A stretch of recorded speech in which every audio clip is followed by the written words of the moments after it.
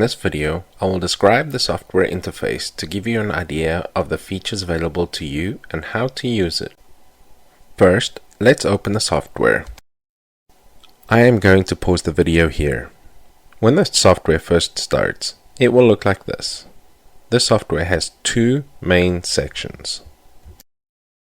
The first and largest section of the software is the channel interface section highlighted here. It defaults to 6 channels at a time. If your controller has less channels, then this will only show the number of channels available to you. The second section is the toolbar. You can use these buttons to adjust the software. Now let's resume the video and connect to a controller. First we make sure the controller address is correct, then click the connect button. You will notice that the background colors for the channels change as the software receives data from the controller.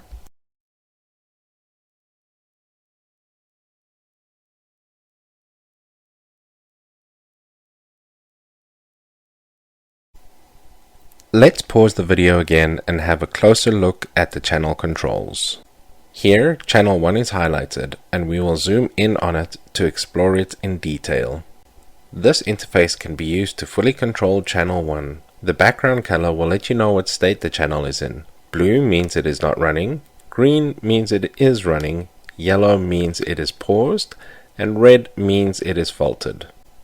In the title bar, you can see the channel number here. Above that, you can see the channel name if it is not blank.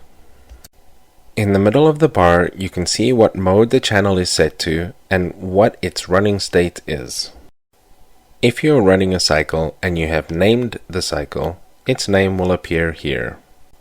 On the left of the channel interface, you can see the current measured temperature by the controller for that channel. Below that, you can see the current set point for the channel. As it is running, this value will change to show what temperature the workpiece should be at. The next rectangle shows the measured current running through the heating pad. The small dot is a representation on whether the output contactor is opened or closed. The buttons on this side can be used to set up the channel, zoom into a larger chart, start or stop a cycle, and also name the heat cycle while it is running. An important button I want to point out is the Channel Settings button. Click this to open the Channel Settings dialog. In this dialog, you can edit the cycle parameters before or during a cycle. In the center of the channel is a small chart. This chart shows the temperature of the channel since connecting to the controller, or over the past hour. The Power Chart toggle button will show or hide the history of the channel's power output over the same duration as the temperature in the chart. The first channel shown was not slave to another channel. This next highlighted channel is a slave to channel 4. This means that channel 4's set point, running state, and mode will be copied to this channel continuously. When first looking at a slave channel's controls, you will notice fewer controls are available.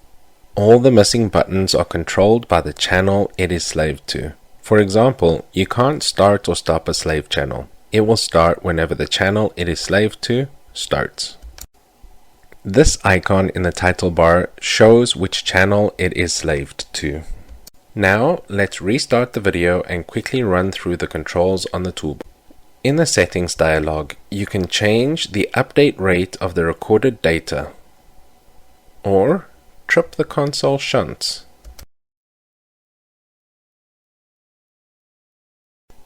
The next icon is a recipe edit icon. You can create a new recipe here or load a previously stored recipe, modify this recipe, and save it again. You can also write the recipe directly to the controller channels from here.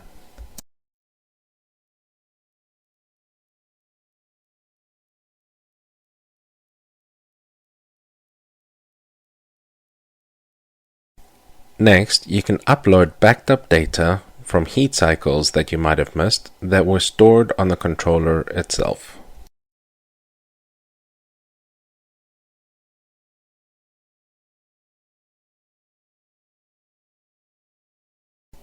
You can open the Route Manager from here.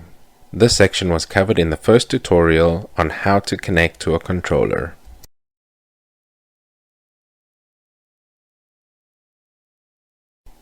To cycle through channels that are larger than 6, you can click on the next and back buttons if they are available. As you click them, you will notice the channel numbers changing. Finally, you can click on the Summarize button to see a summary of all the channels at the same time. This is a live display of all the channels with the background colors showing its state again. This allows you to quickly access which channels might be faulted or stopped. Double-clicking the logo will bring up all the software version information and serial numbers. This might be helpful when contacting technical support.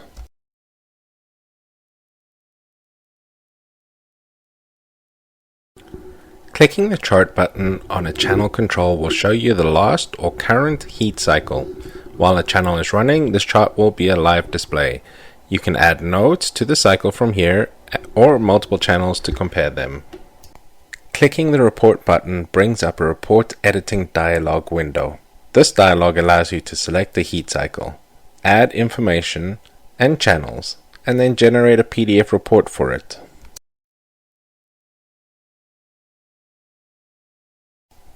The Multi-Slave Select button allows you to quickly select multiple channels to be slaves to this channel.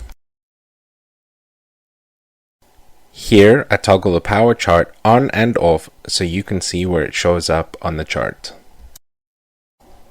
Thank you for watching. Please check out the rest of the video tutorials on how to use the user-friendly HeatView software, or go to HeatView.ca and click on the Contact Us button if you need any more support.